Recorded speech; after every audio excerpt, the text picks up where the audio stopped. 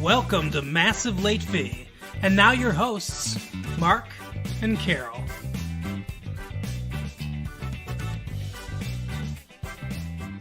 It is April 30th, 1994. My name is Mark. With me as always is my girlfriend Carol. How you doing, Carol? Hey, what's up?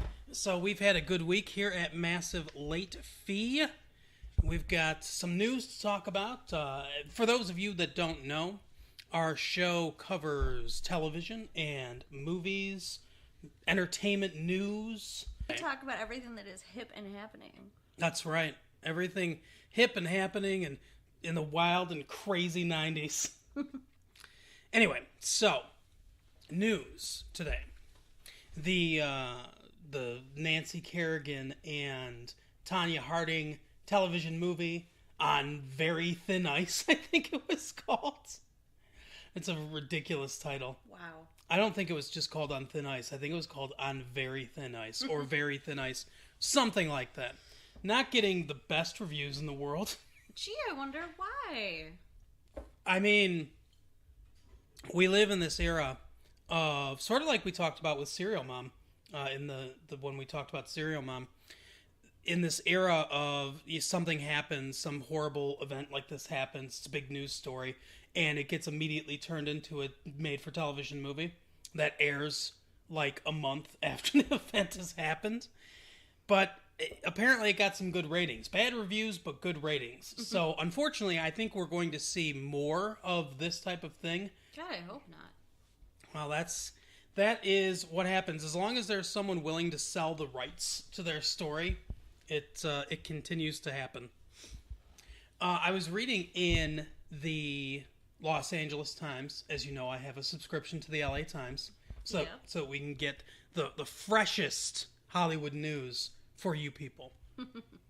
And there was an interesting review about that show South Central that started earlier this month on Fox. I don't know if you've seen any of it. Haven't seen it. I don't think I've even heard of it before you told me about it. I haven't seen it either, but I have to say this review is going to kill this show. This review is by Dorothy Clark Sams, a teacher living in Los Angeles who lived most of her life actually in South Central in Los Angeles. And yeah, she basically talks about how the show is nothing but African American stereotypes and not reflective at all of what it's like to live in South Central. She talks about how the father is absent, there's drugs, the kids are unruly and foul-mouthed. She talks about how they can't speak proper English, things like that. And her fear is that young people will take this in and emulate this. And she thinks it's like the way she describes it, what it reminds me of is a minstrel show from the old days of vaudeville, where some white person would don blackface and then just do all the stereotypical things that they thought black people talked like. Wow. They'd be like, "Oh, hey massa," like stuff like that. Oh. Yeah, that's what minstrel shows were, and that's what it reminded me of. Is that basically it's the modern day minstrel show. So not good for black people. Right. Not a good representation. As she points out, there's not a lot of representation of black people on TV. So black people will, young teenagers, young black people will more likely imitate and try to emulate and not deify, but like hero. Idolize. There you go. That's the word I'm looking for. Examples that they do see, so that it's particularly harmful when the few that are out there are stereotypical and really not reflective of actual African American culture. So I completely see that, and if you get a chance and you have access to the Los Angeles Times, I would take a look at this review. It's called "Hard to Have Respect for South Central," and it's absolutely damning of the show. So sounds terrible. I'm kind of glad I have not seen it. Yeah, it's it's nothing I'm terribly interested in, and even less so now. So we'll not be tuning into that on Fox. Right. I mean, not that Fox is a joke of a network anyway, but hey, they have Married with Children. Yes, they have Married with Children and The Simpsons, and that's it. And I love Married with Children. Yeah, and Herman's Head. Herman's Head's okay. The Simpsons are okay, but Married with Children is awesome. Anyway, so on to our TV pick of the week. 90210 continues. Yeah, we're continuing our 90210 coverage. So take it away, Carol. If you've all been waiting with bated breath to find out who got cast as the lead in this play, sorry to disappoint. But you're not finding out this week because they're carrying it over to another episode. I think that this is kind of ridiculous at this point. They like to milk this stuff.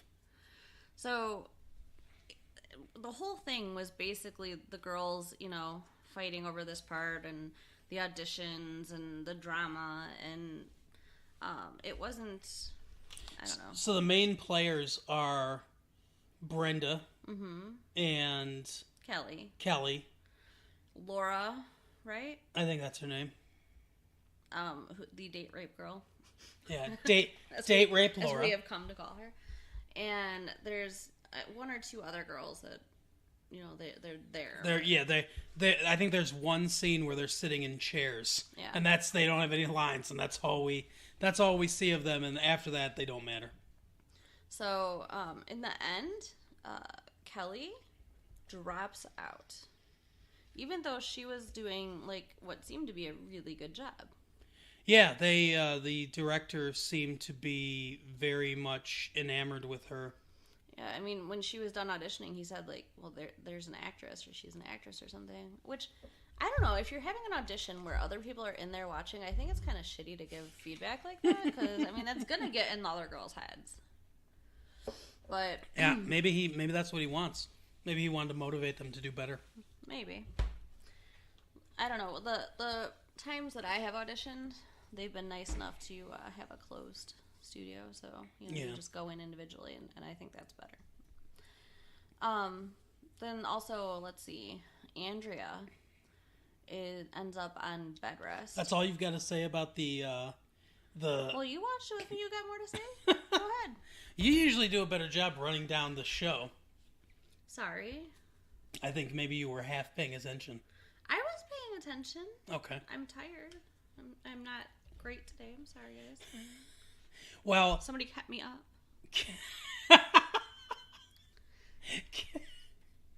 Okay, yeah, I guess that's on me. Mm-hmm. Kelly dropped out, and the director basically begged her not to. Yeah, that's true. He did. And she decided that she doesn't want to be an actress. And she comes and tells Brenda that she's dropping out. And she says, why? And she says, I don't really want to be an actress. And she said, why did you put yourself through this? And she talks about how she was, every time that Brenda got something, she thought she was getting left behind. Mm-hmm. Things like that. And then Brenda says, well, you can come help me, rehearse and everything. And so she does. And it strikes me, she seems to, at least it's hard for me to tell. I can't tell if an actor is good or bad when they're an actor pretending to act in a show. But they seem to indicate that she had a lot of talent. And I think it's kind of shitty of Brenda to just be like, oh yeah, go ahead and don't explore any of that talent because I want this part. Right. But we'll see later how much she wants this part. Okay, yes, you've reminded me. So, I mean, but that's not into the episode. I know, that's why I said we'll see later. Okay. So, anyways. Take the auditory cues.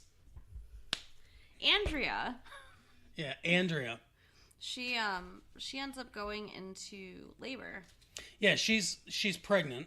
Well, we should all know that at this point. Yeah.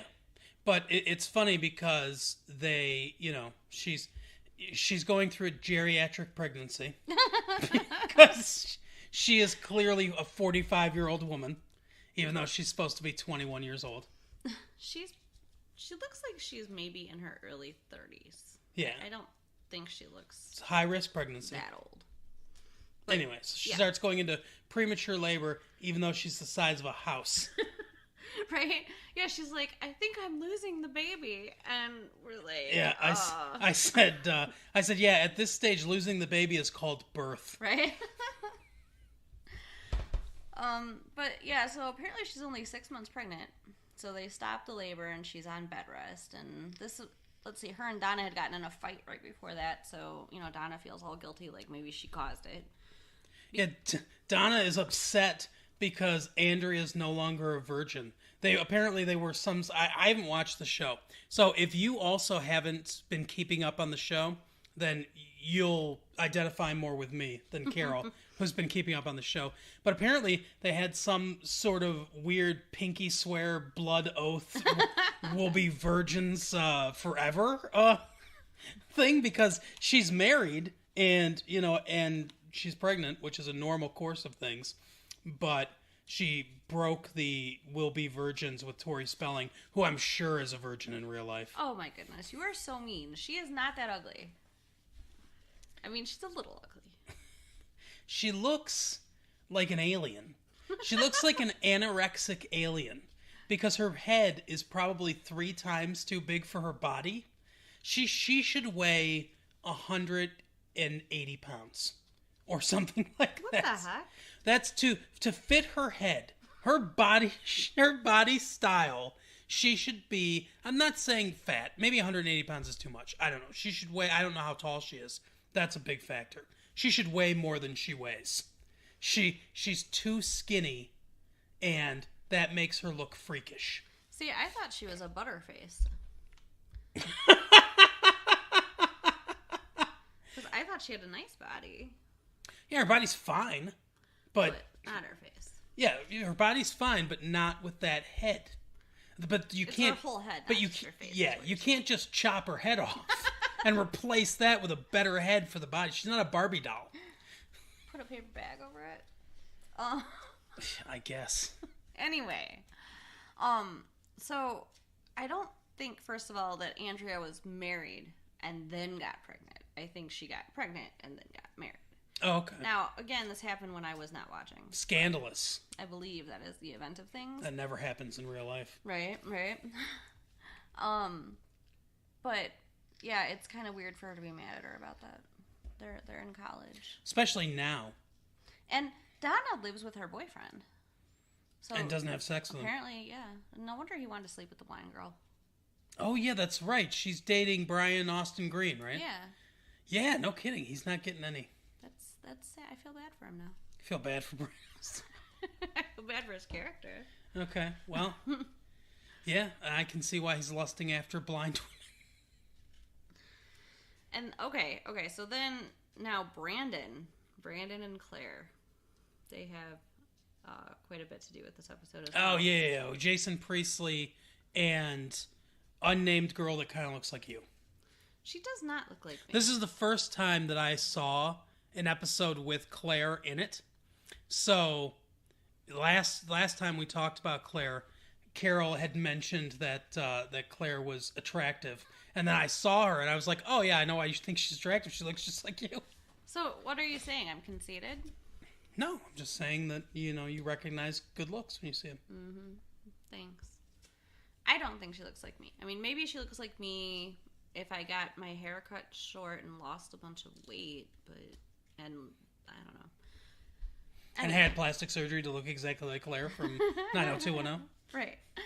So anyways, she tricks Brandon into taking her to her senior prom by telling her dad that Brandon is taking her to her senior prom. Yeah, that's almost accurate, but yeah. Oh, I'm sorry. Please, feel free. Step in. No, continue. I mean, I guess it's a reveal for our listeners later. They don't go to the prom. Okay. But, I mean, that's what she told her dad. Yes. And it's an after party, basically. I guess. Oh, is that what it is? Where they go is a prom after party? Yeah. I didn't get that. Yeah, and they just skipped the prom. I mean, all those kids were dressed like they were going to the prom. Yeah, I guess that's true. So, I mean, that was my assumption. That's probably a good assumption. So, yeah. I guess I was the one not paying full attention. There you go. So. See? See? You see here? Shut up. Oh, get it, see? And, you know, I'm saying this whole time how bad I feel for Brandon. Yeah. Because she is all over him, and he does not want her. I feel bad for her because she has a mental illness that's not being treated. You seemed to be jealous of Brandon. I was. Yeah, that's what it sounded like. No. You're like, oh yeah, I feel real bad for him. Well, yeah. I feel bad for him because I'm not jealous, but I feel bad for him that he has some chick that wants him. Yeah, but look how crazy she is. She is pretty crazy. And that doesn't mean he can't have sex with her, but that she is crazy. I think he's very smart for not having sex with her. I think that would open a can of worms that you don't want to open. Probably. Because he can't just completely, I don't know what's a good word for it. He can't completely cut off all contact with her, just like he died. Like he became a ghost. He can't ghost her. He can't hit it and quit it. Yes, exactly. Yeah, because apparently she stalks the college campus even though she's still in high school. Right, and he works for his dad, for her dad. Oh yeah, that's right. Forgot about that too.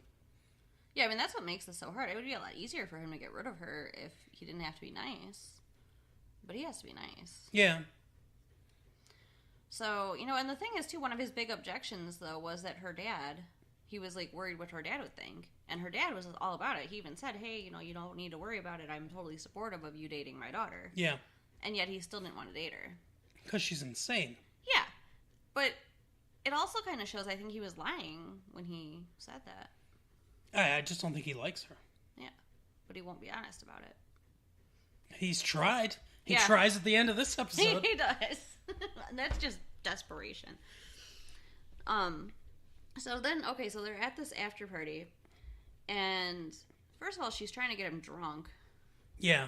And he's like, I don't drink and drive, because apparently he had an issue with that too.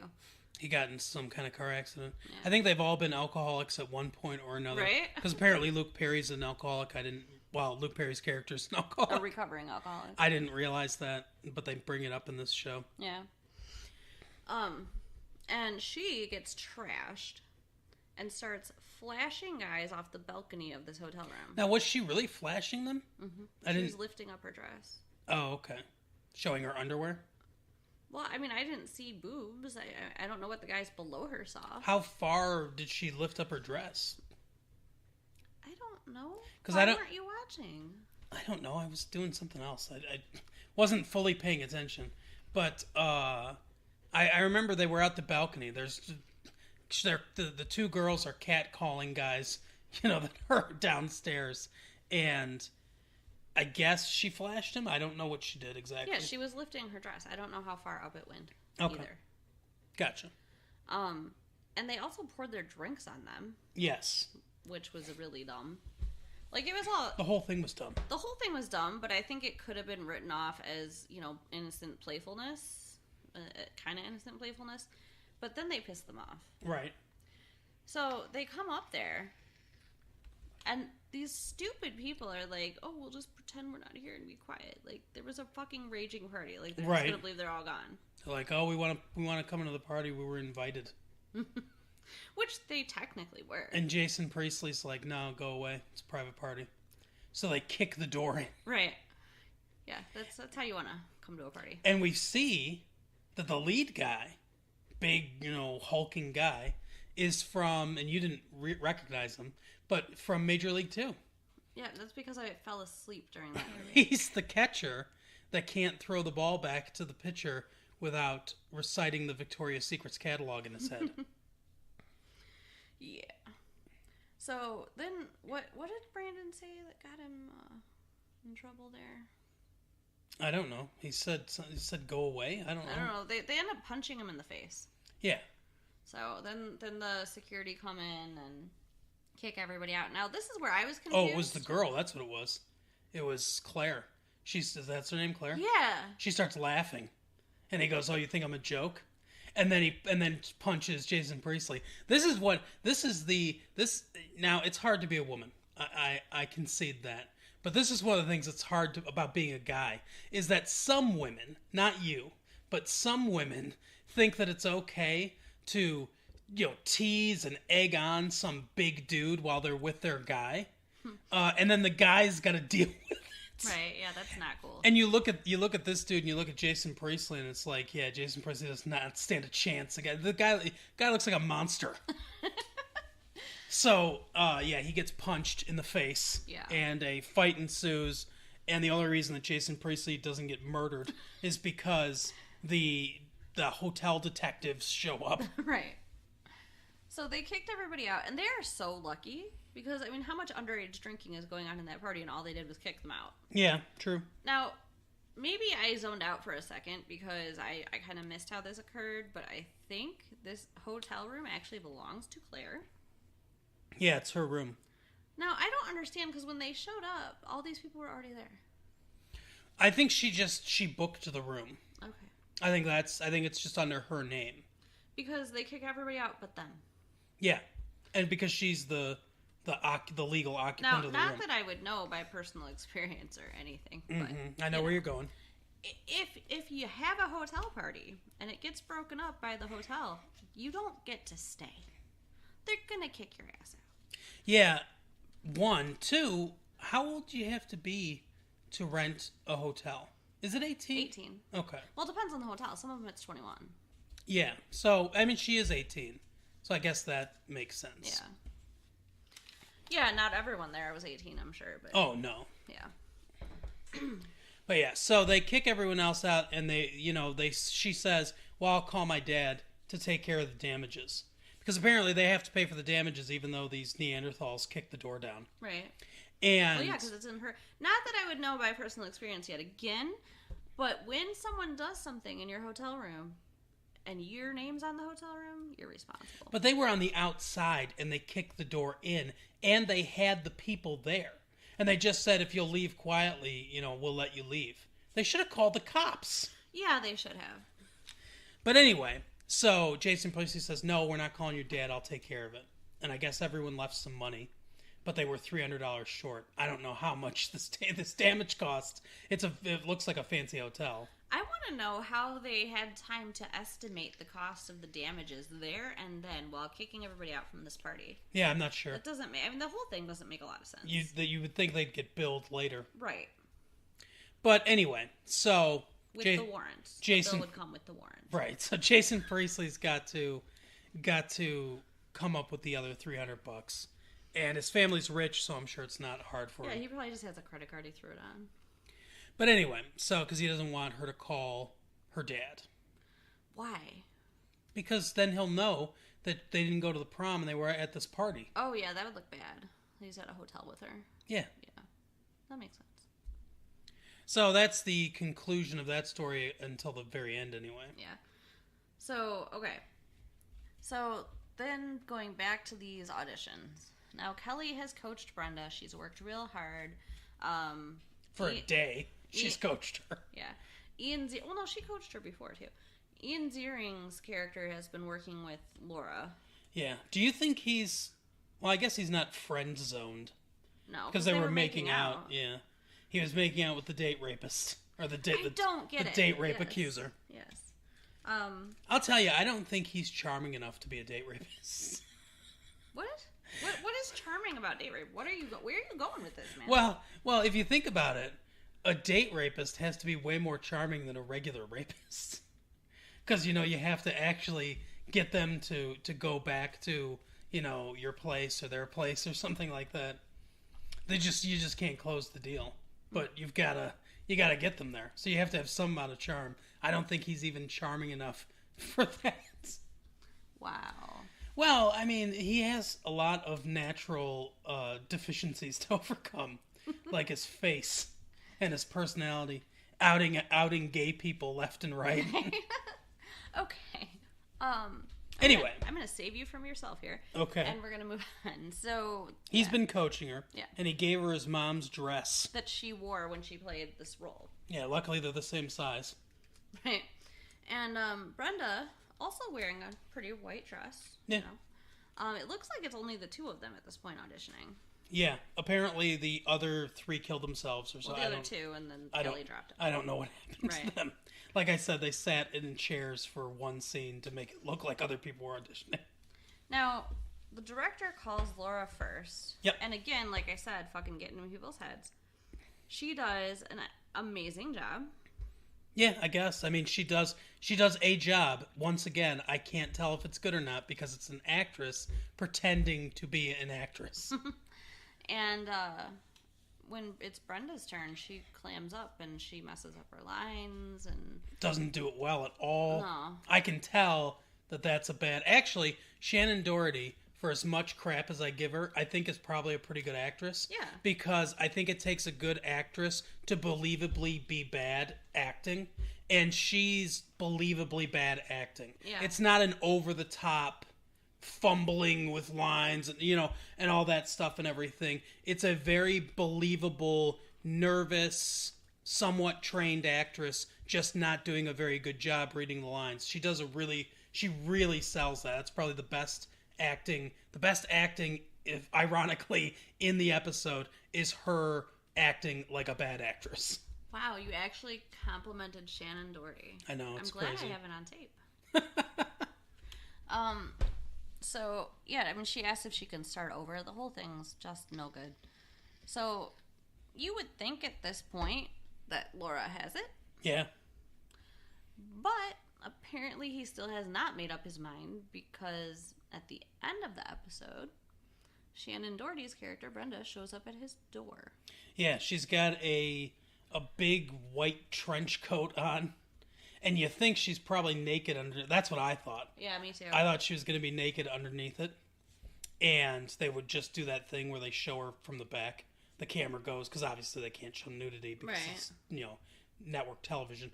But they, where the camera would pan towards the back, she'd let it go, and you'd see the top of her shoulders. Yeah. And there'd be nothing there, so it implied that she's naked. You really spent a lot of time thinking about how they would make her look naked, huh? No, I've seen that. I've seen that a bunch of times in television where they can't show nudity. It's a classic shot. Or you shoot them from the front, but it's like neck up. It's like collarbone up, and there's nothing there. But instead, she's wearing a very tiny dress. Yeah, black, low-cut dress. And she says... I want to, I know you don't believe in second chances, but I want to show you that I can be Maggie the cat. And he says, okay, let's see what you got. And she takes off her thing and it's got the dress on and she walks in. It heavily implied that she's going to sleep with him because she's at his house. And he looks like that too. I mean, the look on his face is like the cat that got the canary. Yeah, exactly. She's the cat that's going to swallow the canary. No, that's really gross, hon. And at the very, very, very end of the episode, no, that was the very, very end. But anyway, that's the very last thing that happens, and then we're left on a cliffhanger till next week. However, there is one more thing. Claire shows up at campus looking for Brenton. Yeah, right after the auditions are done. And he asked, "How did you find me? How did you know I was here?" And she's like, "Oh, I stopped by your house. I asked your parents." Yeah, she's a stalker. Right. And he's like, don't stop by my house. Don't ask my parents. Don't. He basically said, don't talk to me. Don't be around me. And then we'll get along. Yeah, we'll get along as long as I don't have to hear or see you. Right. I mean, it was pretty harsh. Like, I wouldn't be surprised if she doesn't, attempt suicide or something because she is so crazy. And it's a soap opera, basically. So, yeah. It's not a soap opera. Okay, so we had a setup of something 2 episodes ago where, who's going to get the part. And then we went through an entire episode where we didn't get a resolution to that. And then hopefully the resolution will be next episode. That's classic soap opera. Oh, you know what else I forgot, though? There was another motivation for Kelly to drop out of this play. Yeah? Besides Brenda. Yeah, Dylan. Luke Perry's character. Oh, I thought you meant... He was being a jackass. I thought you meant Dylan Thomas, the poet. Sure. He was being a jackass the whole time. Okay. I really don't know what his issue was. I think he's jealous. I think he knows the reputation of this director and he doesn't want her to get too close to him. You think so? I don't know. Maybe he still loves Brenda. I haven't watched the show enough to know. Because he talks about Brenda a lot. He does. Yeah, I mean, Kelly's right. He does kind of take her side a lot over Kelly. Like, she said to him, Brenda has you, Laura has Steve. Who do I have? Steve. God. So, yeah, I don't think they're going to make it very long. I don't know. It's definitely questionable.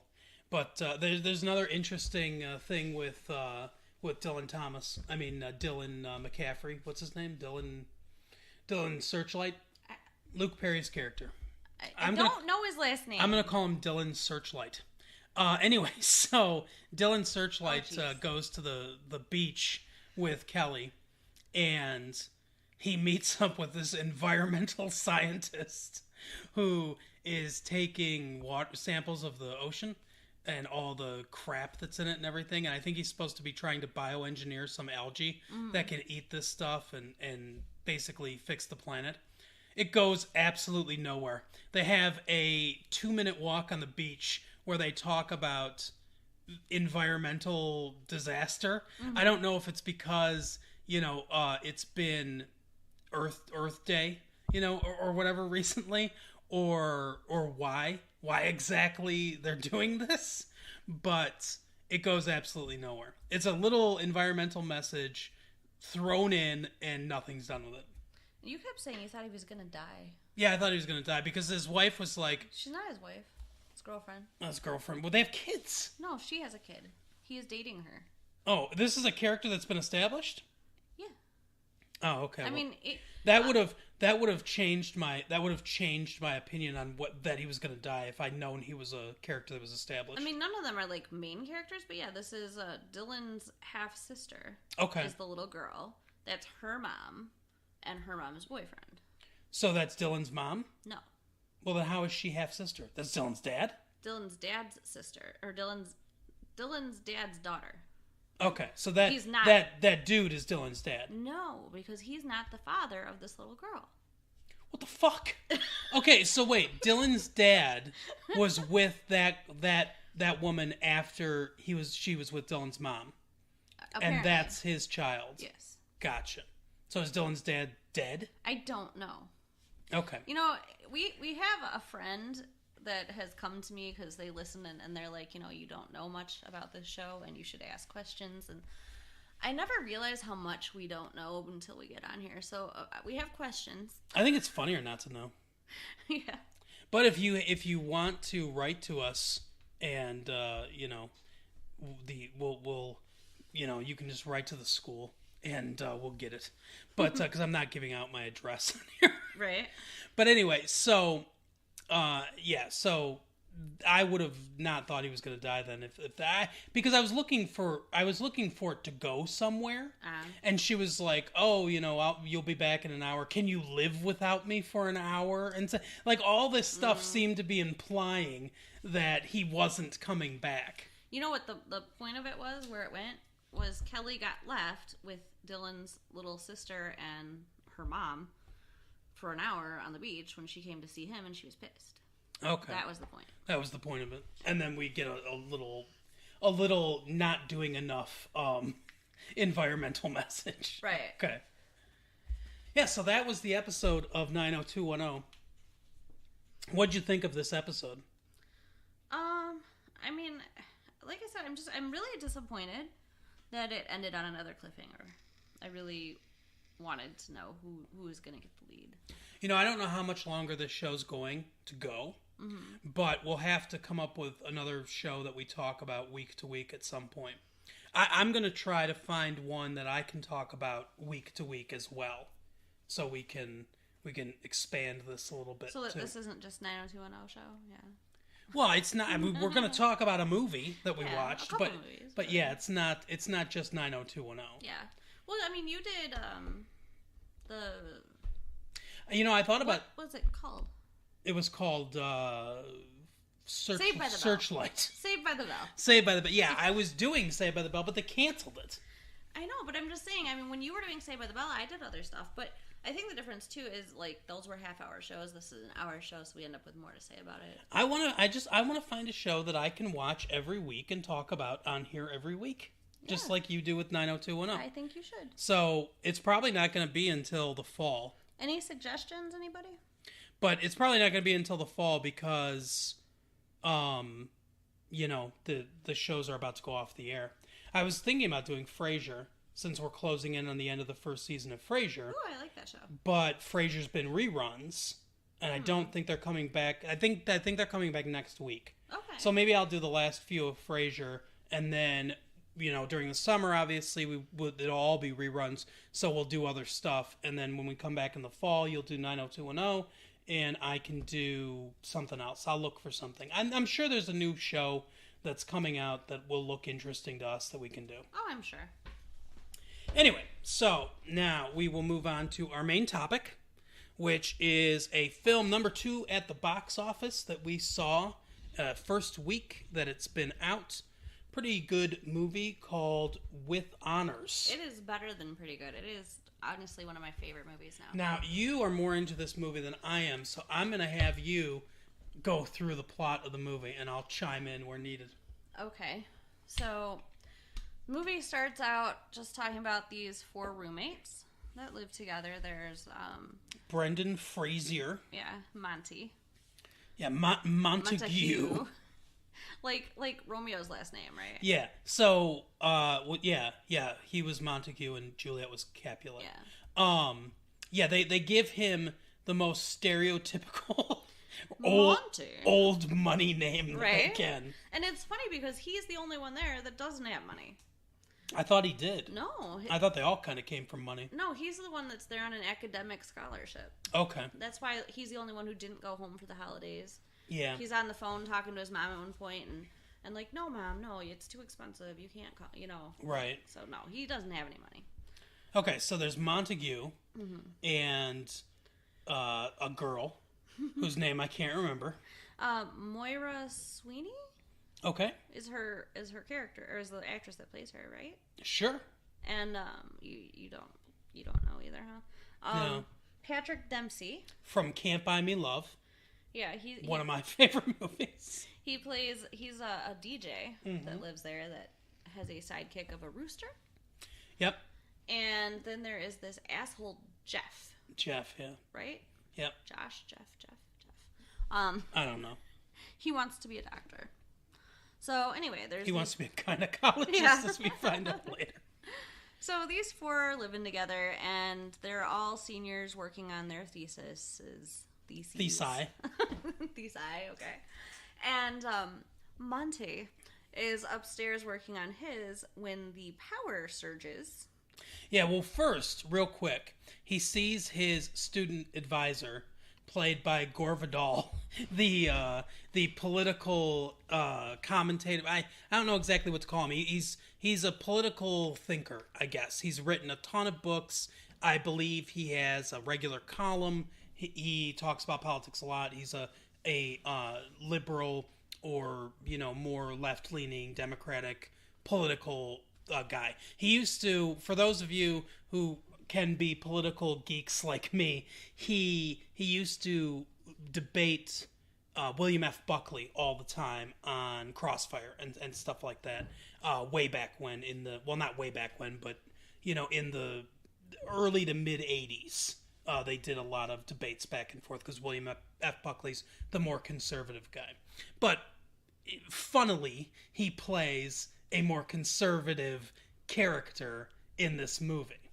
So Monty reads the first page of his... he doesn't even read it. He recites it from memory. Yeah, the beginning of the first chapter of his thesis. And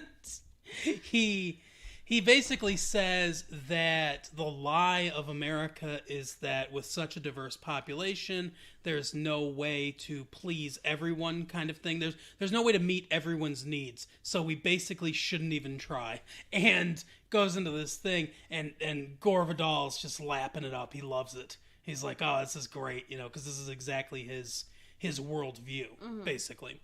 So Monty goes and starts, you know, finishing his at his thesis. What is it?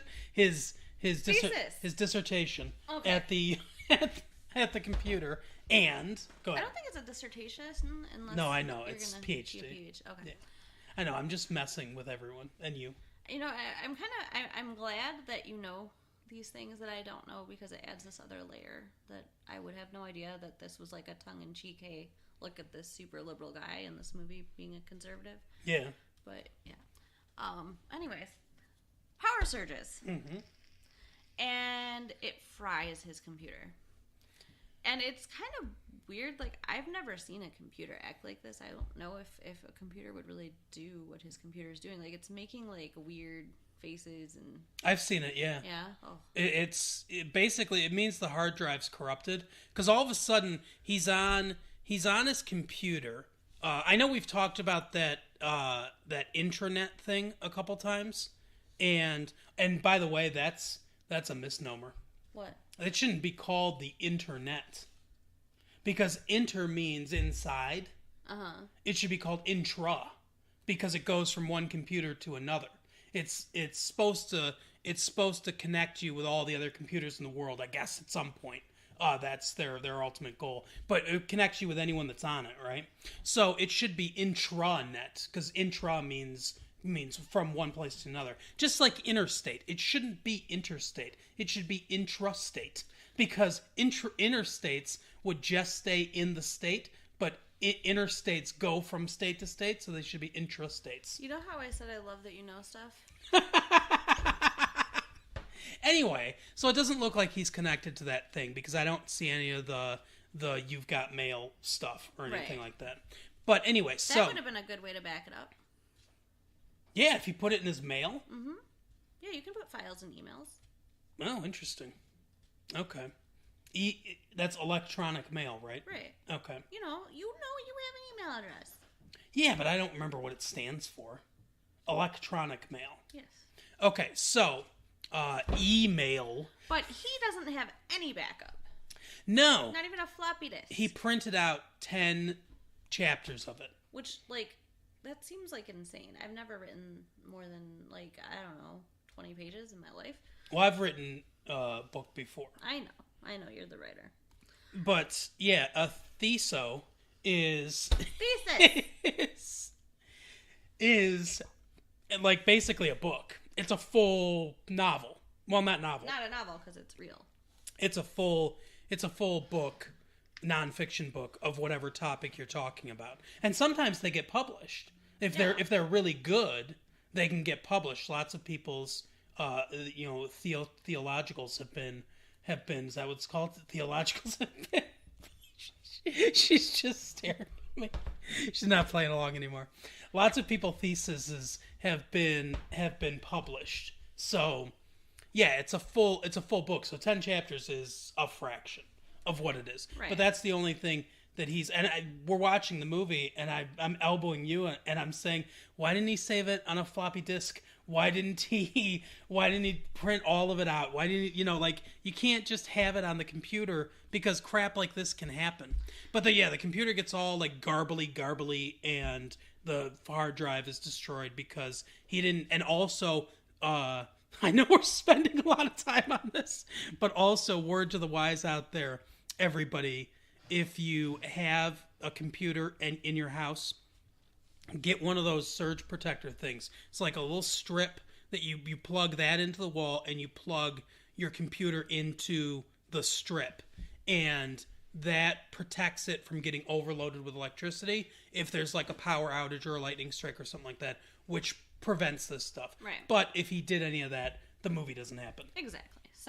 So then he gets all paranoid and freaked out and wants to go make copies right now of these 10 chapters. Yeah, it's like 10 o'clock at night. And it's snowing, it's cold. Where is Harvard?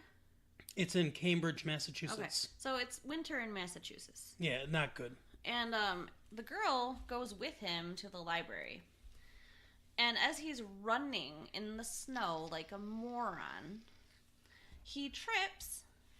And this is just ridiculous, but again, we wouldn't have a movie if it didn't happen. The thesis slips out of his hand. Is that what it's called? I thought it was... Would you stop? Are we ever going to get through this? Theologicals. Stop it. Okay. slips out of his hand and goes down in between the bars into the boiler room. So now he's got to find a way into the boiler room to get the Theo Huxtable back. And he could have just stayed in his bed and relaxed and waited till morning, like she said. Yeah. No. So she goes and apparently knows the security guard and tries to distract him so he can sneak into the boiler room. Yeah, she's a frequenter of the library, apparently. It does seem odd. But anyway, I mean, like, why wouldn't he just say, hey, my thesis is down there, I need to get it. Yeah. Whatever. It turns out that there is a bum living in the boiler room. Played by Joe Pesci. Yeah, the incomparable Joe Pesci. And he immediately attacks him with a fire poker. It's kind of crazy. He was burning his thesis page by page as he was walking in. Yeah. And when he's like, hey, stop, he comes at him. But he ends up like making a deal with him. He says, for everything you give me, I will give you a page. Because he said one thing for a chapter. He's like, no, a chapter's a lot of things. Right. A page is a thing. So the first thing he wants is a pristine glazed donut. Correct. He's talking about the glaze could not be cracked. No pressure. Yeah, that's hard to find. Right. So instead of trying to find this... Well, he does try to find the pristine glazed donut, but instead of trusting that he would accept it, he calls the police. He's like, I'm not going to play this game. This is stupid. Yeah. So the police go and get this poor guy out of the boiler room, and they say, oh, sorry, can't find it. Yeah, he's hidden it. So he outsmarted him. Mm-hmm. So he goes to court. And in court, he actually does an impressive job of defending himself. Yep. And then I think he actually wanted to go to jail. He argues that, yeah, well, he's probably going to get a meal in jail. Right. He argues that he can't be held for trespassing because Cambridge is a land grant college. So technically, he was on public grounds. And that he can't be, convicted of public drunkenness because he was drinking indoors. Mm-hmm. And he's over the legal age. He's over the legal age and all this stuff. But it's funny because if he's on public land, like his two arguments kind of contradict each other. Right. Because if he's on public land and he was drunk on public land, I mean, that's not his domicile. Right. That's not his house because, you can't have private ownership of public land. Right. So it is sort of drunkenness. Yeah, but I mean, everyone in a bar then would be convicted of But that's a private institution that they're allowing people to be in. Okay. So that's kind of the difference. But he was indoors. I don't know about the public drunkenness laws. I don't know if you have to be out in view of the public to be convicted of public drunkenness. That might be the threshold. Threshold might be, in clear view of the public. And he wasn't. So he probably would have been able to get himself off. Yeah. But he decides to be, crazy and insulting and... insults the judge. Yeah, so he gets held in contempt of court. $50 fine or what do you say? 50 days. 50 days, yeah. And so Monty is there and offers to pay. Yep. To get him out because he wants his help with his project or whatever. So he pays the $50 fine and, he says, okay, give me my stuff back. And he says no. And then he goes and gets a bunch of papers out, like $1 and takes all the papers out. He's trying to sell them for money. And he insultingly, again, tries to hand him money for the papers. Gives him $5 for the papers. He's like, I'll take them all. And he's like, what do you see when you look at me? You don't see a man, Which, again, it's... money is kind of shitty to him. They all are. Yeah. But they're insulated college kids that they don't know the real world. So they, begin their deal again. He brings him back to the house where he's living, and he has a van broken down in the backyard. Yeah, there's a van broken down in the backyard. So he's going to let him, in the winter, live in this van that is broken down, has no heat. Mm-hmm. And he looks at the house, he's like, what's that? I would prefer that. Yeah. That's a great line. But he can't let him live there because he doesn't want him in the house. Well, it's not just him, his roommates. Yeah, but at first it's him. At first he won't even entertain the idea. So he's giving him food, he gives him a blanket, and the guy is grateful, and he's giving him extra pages. And, right. You know, it seems like things are going all right. They start to develop some sort of weird friendship. Right. He gets him to go to the Social Security office to apply for disability or whatever. Which he messes around and doesn't. Yeah, he won't even give them his name. Or his date of birth. Right. Where is your... That's a funny scene, too. Where is your proof of birth? I'm sitting here, aren't I? And so then he takes him to a movie. I mean, yeah, they're definitely becoming friends. And then there's this terrible, terrible storm where it's going to be below zero. Yep. And Monty asks if he can sleep in the cellar. Right. And they won't let him. The two roommates, the girl and the DJ, are okay with it, but the gynecologist, no. Yeah. He's a total jerk. And he also wants him to only take one portion because he's been taking double portions to feed him. He should be a proctologist because he's such an asshole. Right.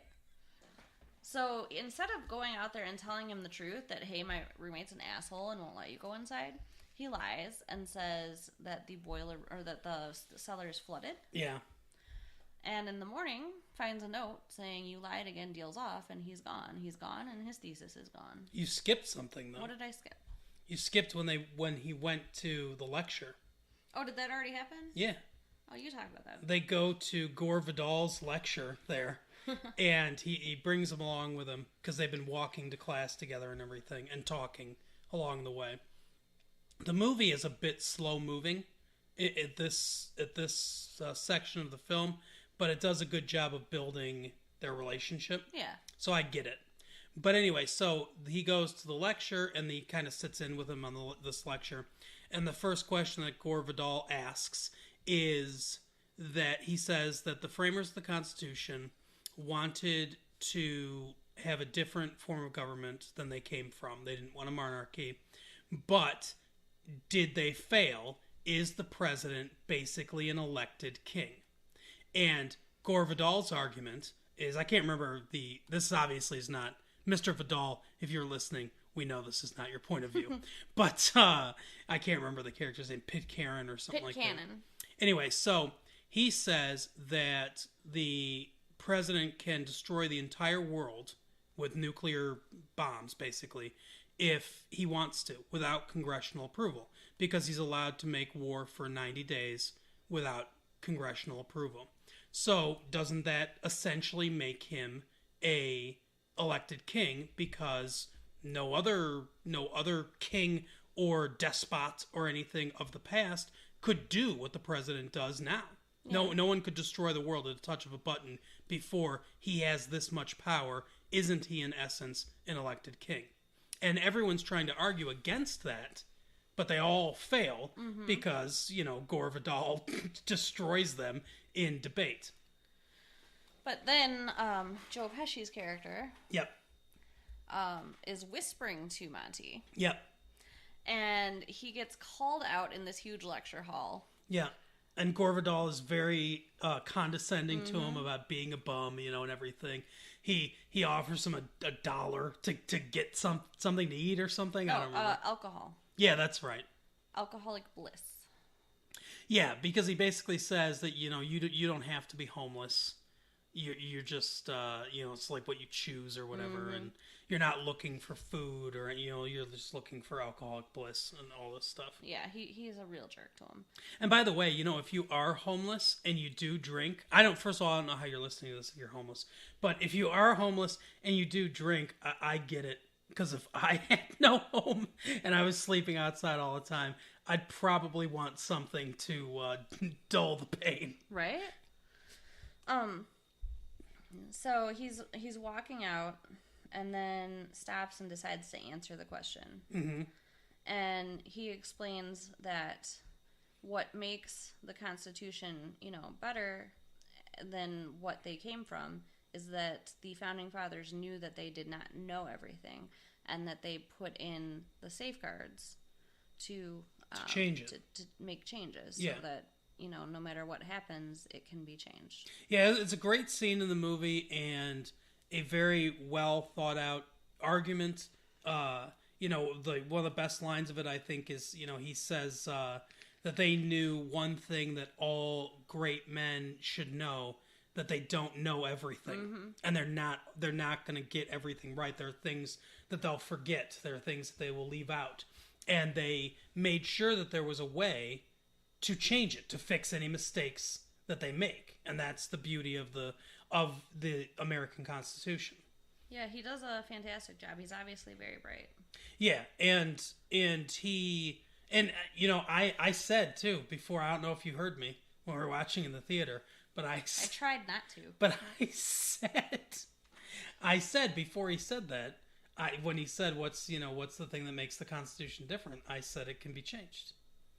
Yes, you're also very bright, dear. So what happens next? Okay, so Monty leaves and he's No, yeah. the one dude leaves. Joe Pesci leaves. Yeah, but Monty follows him. Yeah, he's looking for where he is, and he doesn't find him. No, stop. You're wrong. You're too far ahead here. Okay, fine, go ahead. Oh, wait, we're going back. Okay, I'm sorry. You're right. We're going back to where we left off. Yeah. Okay, so yeah, he's looking for him after he left. Yeah. And he can't find him, and then one day, a guy shows up at the door with this Harvard blanket wrapped around him that he had given to Joe Pesci's character. Isn't that awful? I can't remember his name. I can't either. Yeah. Homeless dude. Right. So everyone's left for Christmas. Yeah. So he's all alone there, and he lets this homeless guy in, and because he says that he told him that he would feed him if he gave him this message. Plus the thesis. He's got the rest of the thesis. He said you'd think Christ died for this. Right. Because he's just like, oh, put it on the table, like he doesn't care. Yep. Because we come to find out he started over. Yeah. He's changed his opinions. Yep. So he feeds the guy, and the guy says, okay, he wants to know where he is, and the guy says, as long as you know that he doesn't want to see you, I'm supposed to say, like right there, it's a lie. Right. I'm supposed to say he's at St. Peter's shelter. Yep. So, and also he read him this eloquent message that Joe Pesci had for him. Now, I almost thought maybe this was like Walt Whitman quotes again or something, but I think it's actually supposed to be from his character, isn't it? I'm not sure. It's been a long time since I read Leaves of Grass, so I'm not sure. But anyway, it was nice. It's basically stop seeing through the eyes of the dead and things like that. Yeah. See through, your own eyes. Like, basically saying, wake up. Yep. Wake up and look. So he goes to try to find him. And he knocks on the door of the church, and they're like, there's no shelter here. The closest thing to a shelter we have is that alley across the street. Which is shitty that they know about it, and they're doing nothing about it. Right, great church. Right. So he goes, and he finds him sick, can barely breathe. Yep. And takes him home. And sets him up in Baz's old room, their roommate Baz. The one that left the van. Yeah, Baz went to Bali, by golly. So then he says, what's our deal? And Joe Pesci says that to Brendan Fraser. And he says, we don't need to have a deal. And he said, I need to have a deal. So he then decides he will go get the Social Security because he wants to be able to contribute if they're going to let him live there. Right. So when everybody comes home from Christmas break, this is a great scene, and will you tell it? Because I think you'll do better than me. About what? I don't know what you're talking about. When he's in the bathroom. Oh, okay, yeah. Well, first of all, while they're gone for Thanksgiving, because this is Thanksgiving / Christmas break, he makes a bird for them for Thanksgiving. It was Christmas dinner. Or Christmas dinner? Yeah. Okay. So Joe Pesci cooks, and Brendan Fraser's like, wow, you must be feeling better. Oh, first of all, he makes him promise, too, because he's having trouble breathing and everything. He makes him promise no hospitals. Mm-hmm. So he says, okay, we'll go to the doctor in the morning and everything. But he makes this Christmas dinner, And he's like, oh, this is so good. He's like, you must be feeling better. You had a chance to go out and shop and everything. He's like, I didn't shop. He's like, the hardest thing was the plucking. And he realizes that he has murdered the rooster that the one guy was using in his radio show. Corky. And that's what they're eating. So Brendan Fraser spits it out. Even though he said it was delicious. I'd still be eating it. Yeah, I mean, it's dead. Yeah, why make it be a waste? But anyway, so when they went to the doctor explained that when Joe Pesci worked in the Merchant Marines, which is something he talked about, that he was in the Merchant Marines, that there was asbestos when they built the boats, and asbestos in the engine room on the boats, and they breathed it in, and they got basic asbestos poisoning. I believe it's called mesothelioma. Yeah, it's a condition where your lungs fill with asbestos particles, and you can't get rid of it. Your body can't expel it, and it basically just hinders your ability to breathe over the course of years until you die. I think median latency is something like 29 years or something like that. So, basically it kills you. If you get enough exposure to it, it kills you in like 29 years. Yeah. So we know now he's dying. Like, it's a death sentence. Yeah, he asked the doctor, what can we do? And she's like, just keep him comfortable. Yeah, there's nothing. Eventually, what happens is they either can't breathe anymore, or the strain on their heart causes cardiac arrest, and that's you just die. There's no cure for it. Yeah, it's very sad.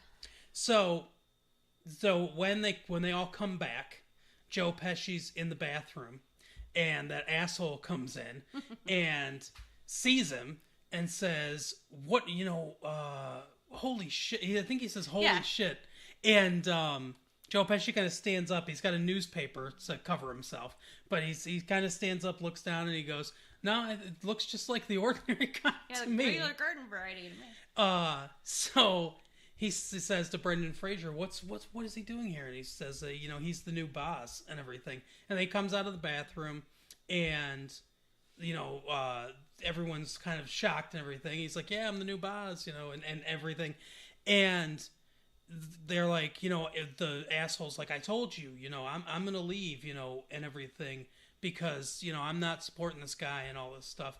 And Brendan Fraser says he's paying his own share. He went to Social Security. He's paying rent now, and he'll pay your share too if you leave. So go ahead and leave, because everyone kind of hates this guy anyway. Yeah, he's a jerk. So everyone else is like, oh, cool, and they shake his hands and everything, and they're like... Which he has not washed. Right? And they're like, they're all fine with it and everything. The asshole goes into the bathroom, he's like, oh, he didn't even flush. And then Patrick Dempsey had gone into his room. He comes out with the empty cage, and he says, I have a grievance. Yeah. So he wasn't really mad. No, not really. Not as mad as you would think for this pet that he's had. Because what did he say after that? Because he lifts the cage, he says, I have a grievance. Yeah. But then he said something entirely different. I think it just cuts. Yeah. No, he said, I'm out of wine or something like that. It was like something different. Yeah, he says you didn't fix the van. And and he said, yeah, I ran out of wine. That was it, yep. So... Because he told him, he had come earlier and said that he would give him 9 bottles of wine to fix the van. Mm-hmm. So anyway, we cut, and it becomes like a montage almost. Yeah. Where you see everyone except the asshole kind of becoming closer to Joe Pesci's character. Joe Pesci goes on the radio with Patrick Dempsey, and they have a back and forth. Just different things. Brendan Fraser's working hard on his new dissertation with the new ideas. And, at one point, Joe Pesci's lying on the couch with his head in Moira's lap. Moira Kelly, yeah. Yeah, Moira Kelly's lap as they're watching TV and stuff like that. So, obviously they're all kind of getting closer and everything. And he fixes the van, and gets the van to run and everything. Winter has, fallen away. It's become spring now. It's a lot nicer out, and they've had a nice time living together basically. And there are two things that happen, two kind of culminating events. The asshole Josh or John or whatever his name is, Jeff comes in, and it's breakfast time. He sees that Joe Pesci's made French toast. He's like, "Oh, is that French toast? I love French toast." And he's like, "Well, have some and everything." And he just looks. He's like, "Nah, I'd rather not," because the bum, because the bum made it. No, that's not what he says. He says he loves French toast, and Joe Pesci says, "Even if it's made by my hands." Oh yeah. And then he hands him the plate, and he sits down and starts to eat it. No, he doesn't. He does. He does not eat it right away. Not right away. He says no, and he's looking in the fridge, and he goes, "What kind of doctor are you going to be?" And that's when he says gynecologist. And he goes, "Oh, that makes sense, because that's the only way, you'd get a pretty young thing to drop her dress for you or whatever, is to be a gynecologist." And then he says, "Do you know why everyone hates you?" And, he's like, gets taken aback by that. And he says, "Because you feel how I look." Mm-hmm. And then he sits down and starts eating the French toast after that. And that's sort of their bonding moment.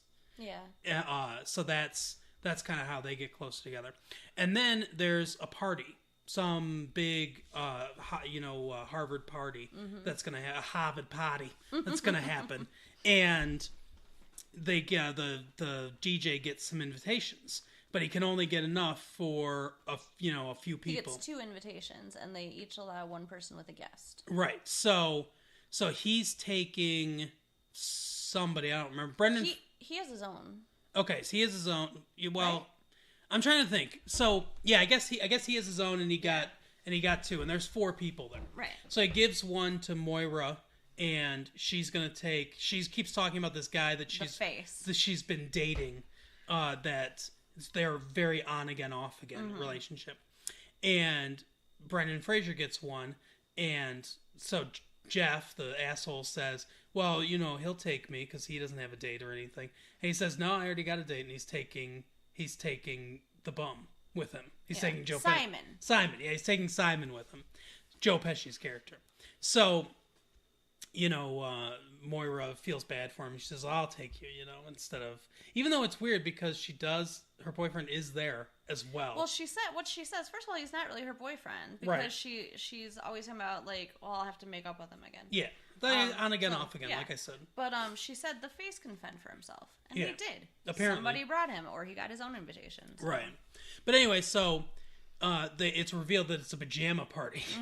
So they all go, they're all in their pajamas, she gets to wear some like frilly nightgown. It wasn't really frilly, but yeah. Type thing. Well, it's a lingerie. Skimpy lingerie type thing. So they're at the party. Brendan Fraser's kind of staring at her dance with this dude. And Joe Pesci notices that he's staring, and he says, "You love her and everything." Says, "That's like the greatest thing in the world," and all this stuff. And he says, go talk to her. And he gives this eloquent speech. There's a lot of eloquence in this movie. We can't do it justice. You guys just got to go see it. But he gives this eloquent speech about how he should talk to her and everything. And then this girl that's standing behind the door comes out and says, "Hey, do you want to dance?" Like she was obviously impressed by this thing. And Brendan Fraser's like, "Oh, I don't know if you should." And he's like, let's forget the dying for right now. Because it's a very attractive woman he wants to dance with. So they go and dance, and she gets into a fight with this guy. She says... Moira Kelly's character. She says something along the lines of always trying to control me or tell me what to do, stuff like that. She doesn't like that. So she storms out, and Brendan Fraser goes after her and ends up kissing her. And she's like, "Well, what are you doing?" And he says, "I'm destroying our friendship." No, I'm ending our friendship. Our friendship, yeah. They end up sleeping together. We don't really see what happens to everyone else at the party. I'm just going to assume that Joe Pesci slept with that co-ed. Right. So... Yeah, maybe that's why he has a rough night. Yeah, he ends up... they hear this thump because he's, like, falling out of the bed and crawling on the floor or whatever, yeah. And he says, "I didn't want to die alone." It's so sad. Ugh. So he also tells a story later about his dog and how his dog went off into the woods when it was going to die, lay on a pile of leaves, and no one could get the dog to move because it wanted to die alone. And, like, that's something dogs do. A lot of dogs will do that. They'll go off to be alone to die when they know they're going to die. But anyway, so, she wants to take him to the hospital, and Brendan Fraser says, no, I promise no hospitals and everything, so they don't. They just kind of, they help him, convalesce, basically. And they talk to him. I think this is the point where they ask him kind of what he wants. Yeah, he says he wants to go see his son. It's revealed a little earlier in the movie that he left because he's writing his obituary. Yeah. He's writing his obituary out. And, his obituary is basically that he met this girl in 1963. They fell in love. They had a son. And then he left in 1963. Or 64, yeah, to join the Merchant Marines. And left his family, which is the same thing that happened to Brendan Fraser's family. His dad left them and never came back when he was like 5. So Brendan Fraser says, I think it's supposed to be things you're proud of. And he goes, I thought it was just supposed to be facts. But anyway, so they ask him what he wants to do, and he wants to see his son for once. And he was born in Maine. His son still lives in Maine, which is, it's somewhat close to Cambridge. It's it's a drive, but it's a doable drive in a day. Now, here's where kind of the title of the movie comes into play here. We need to note this is that Brendan Fraser's thesis is due. Yeah, that day. And he does not turn it in. He prioritizes taking him to see his son. Yeah, he wants to. If he's late, he can't graduate with honors. Right. And like Jeff, the annoying guy, he's all like, but what's gonna happen? And he's all freaking out. And he's like, I don't care, I'm going. So he's like, well, can I come? Like he realizes how important this is. So it's kind of a moment for his character too. Yeah. So they all go to see this son in Maine. Still have no idea how he found him. Right. And I guess maybe he was in the book. I don't know. But, so they go there, and he doesn't want to see him, obviously. He's pissed off. And he says, he's dying. Like, he explains to him that he's dying. All he wants to do is see him once. Just see him, you don't even have to talk to him, kind of thing. So he goes to the van, he sees him, and, they have a moment together where he says, oh, you look good, and everything. And the son is like, what do you want? No, the son's response to that is, yeah, well, you don't look like much. Right. Oh. And he says, well, it's hard to blame him. Yeah, but he's dying. I don't know. I think I'd be a little nicer.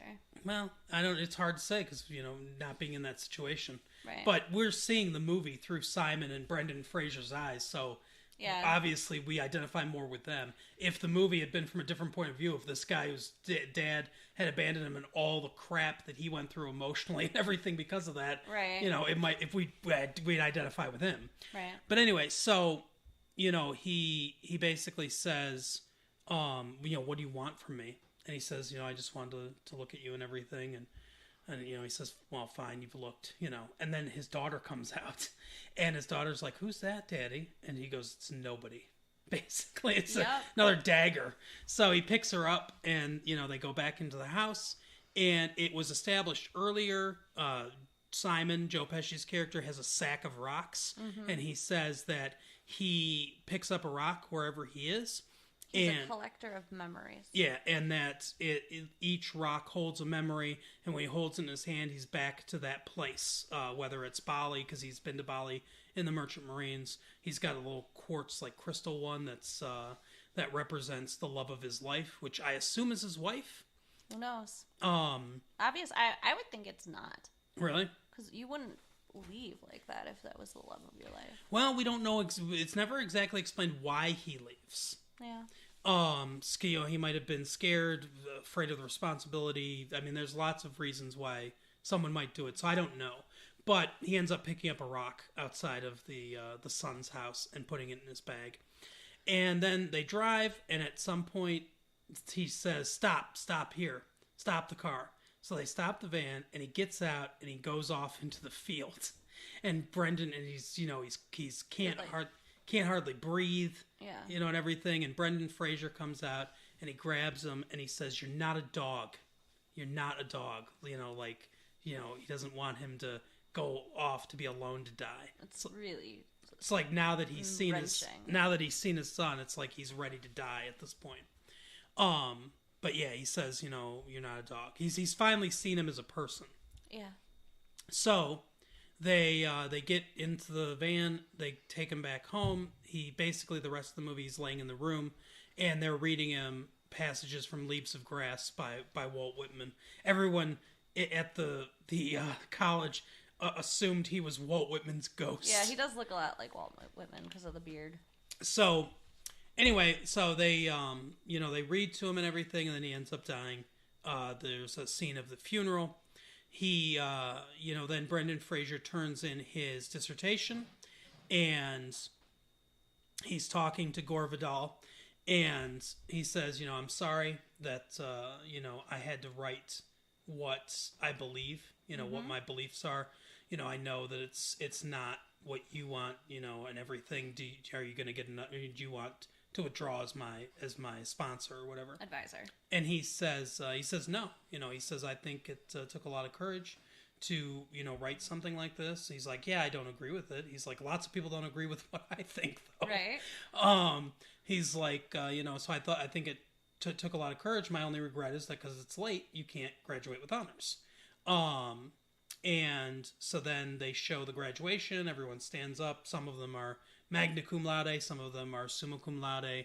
And, a few... Yeah, a few just have their names read, and his is one that just has his name read because he didn't graduate with honors, because he didn't turn it in time.